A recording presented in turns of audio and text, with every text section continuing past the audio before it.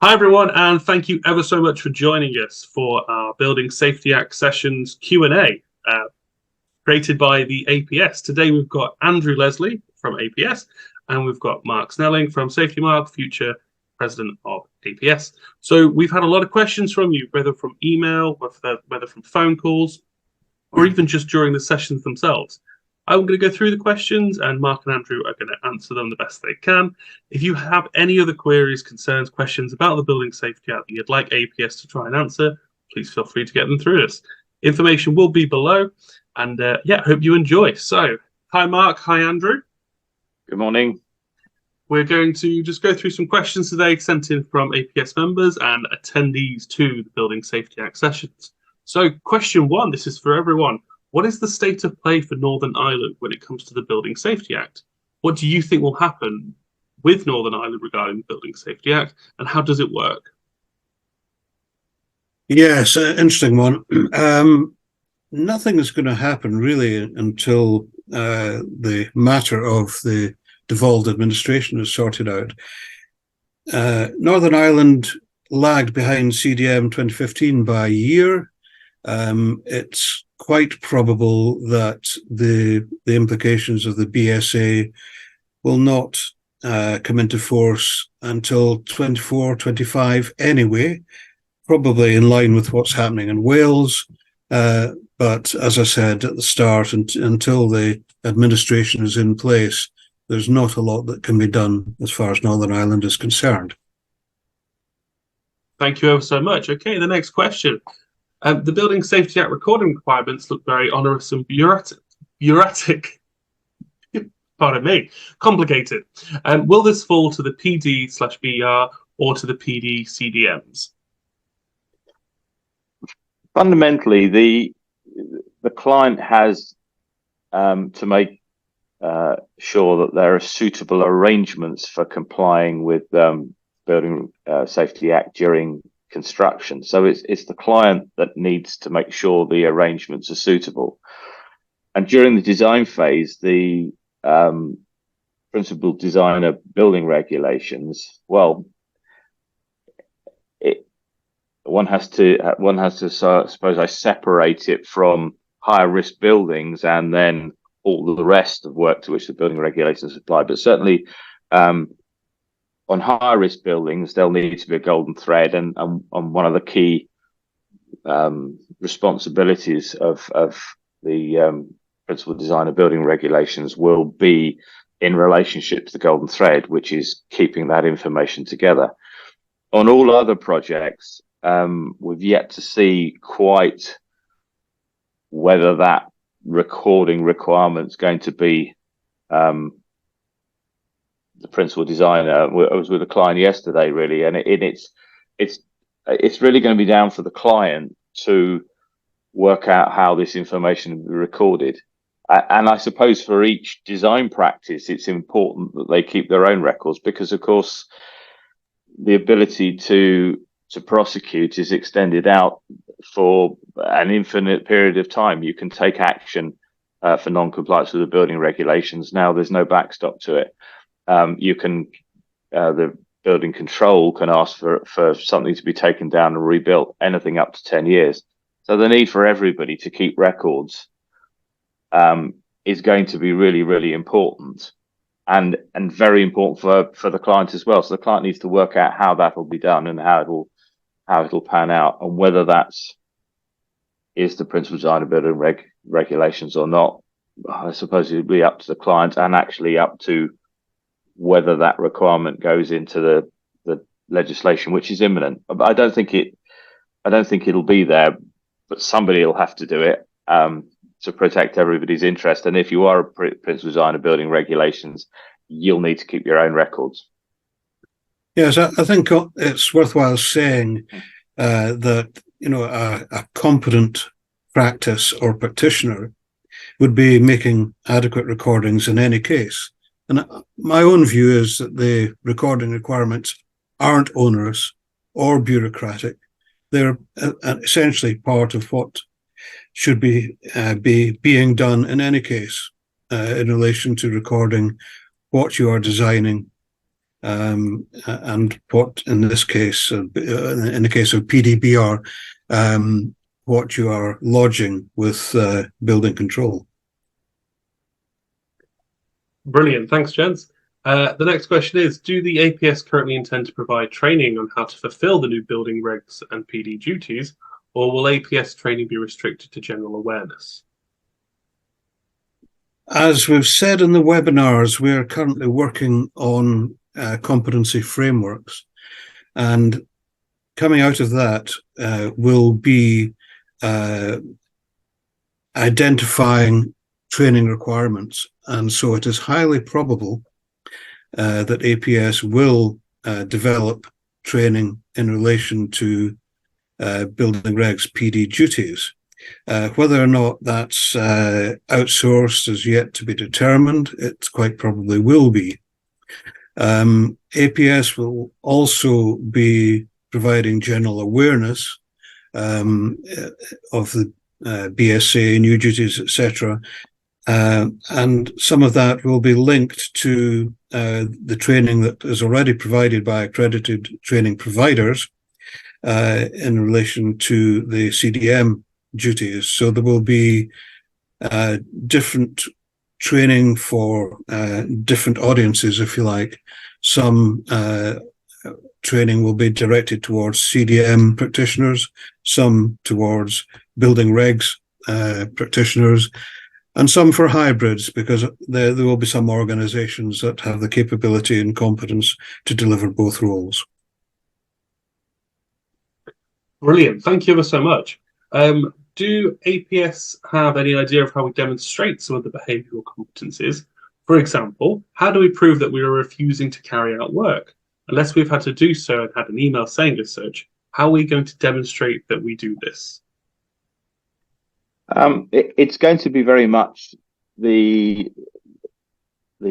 email that says I'm not happy to carry on doing this work because I'm not competent in this particular field. It's an email to a client or a contractor saying I'm really not comfortable. This is in compliance with the building regulations, and I'm not willing to do that. That's the only way of really demonstrating of reactive, and then proactive. I suppose it's evidence of the culture within the organization, the processes, the whistle blowing process, the mandatory reporting processes, is to demonstrate that you've got a process that somebody can raise a concern internally. I was talking to a colleague yesterday, and it's being able to demonstrate that if somebody has a problem and goes to their boss and says, I'm really not happy here, that concern is taken on board and considered. And I suppose it could be that I'm really uncomfortable on this pace, and there's a bit of an evidence of that email chain of the boss saying, yes, okay, so can you explain that to me? Okay, well, what I think we'll do is this in this circumstance, rather than, oh, just get on with it, we're under pressure, we're late, we've just got to do it. They're a very good client. Very understandable. Thank you so much. Next question. It has been mooted that designers and the PD will be expected to sign off the finished building. What are your thoughts on this? Right. Signing off the finished building. The PD building control, as we've been calling the organization in this session, will sign off that the design work that has been lodged with building control is compliant. Now, it should be anyway, because part of the role of the designer is to ensure that their designs meet the requirements of the building regulations and, of course, any other regulations that apply to the particular building typology. So I don't think this is a massive step for designers. The one thing that they are now being asked to do is provide the assurance of compliance with building regulations, which prior to the Building Safety Act and the secondary legislation they weren't required to do as a formal documented sign-off. I think the biggest changes with all of this is that now designers will be clearly identified as duty holders, and that includes principal designers. They are clearly a duty holder, and therefore they will have responsibilities, and so therefore they are accountable. And that's the biggest change of it all. Is at the minute it's the person undertaking the work and the client who are the duty holders under building regulations. So a designer can fly somewhat under the radar, and now whatever the sign-off requirements, they're accountable for their acts and omissions. Thank you both. Will the local authority building control role change? I don't think the role will change. What is changing is the competence requirements. So they're starting October this year. Building control professionals will be required to register as a registered building inspector. And that registration process ends April 2014. And after that point, anybody working, be it local authority or privately, will be a registered building control inspector. And I had a conversation with somebody who's leading this process the other day. And what they said was, there is such a misunderstanding of the building control profession and what we do. We are an audit function. We are not this design is compliant. We have audited what we've looked at. We're happy with, but that doesn't mean we've signed everything off. And it's that disconnect that I think is important. But that doesn't mean there's a change. It just should mean that those who are doing it are competent. They're also accountable to the building safety regulator for their acts and omissions. So it's likely that, that if they get it badly wrong, they could lose their ability to trade. So that's a powerful incentive to do the right thing and not say, "Ooh, well, okay, I think that'll work." Thank you ever so much. To both of you, what is or should be the relationship between the BSPD and the building control inspector? It does sound like a considerable overlap. I think Mark's just answered that question in some senses. There is no overlap. The PD duty is to assure that the design that they have produced or has been produced by the design team is compliant. The building control inspector is providing the audit in relation to the information that they see as part of the submission, drawings and so on and so forth. So there isn't an overlap. The PD has a duty to sign off in the sense of assurance. The building control inspector is to audit so that in the generality of things, they can see that it looks as if, and I say it looks as if rather than does, it looks as if the designs are compliant. It's not entirely clear to me at the minute, having had a conversation with, say, those leading building control and the regulator, exactly how regulation will work. But it is quite likely that building control, so local authority building control, will be a regulator as well.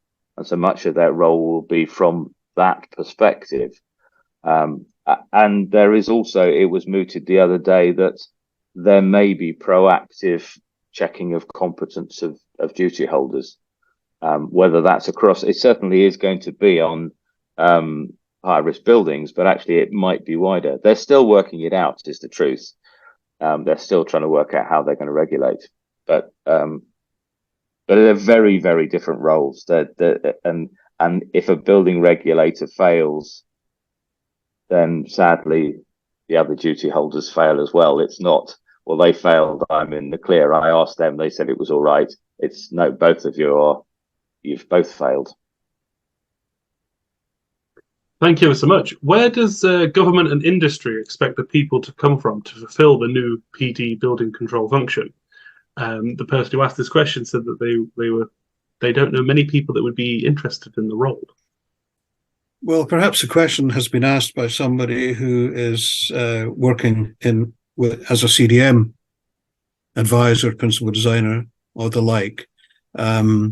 The new duty holders will come from designers, and although it's difficult to predict how many will step forward, in many ways there is no choice.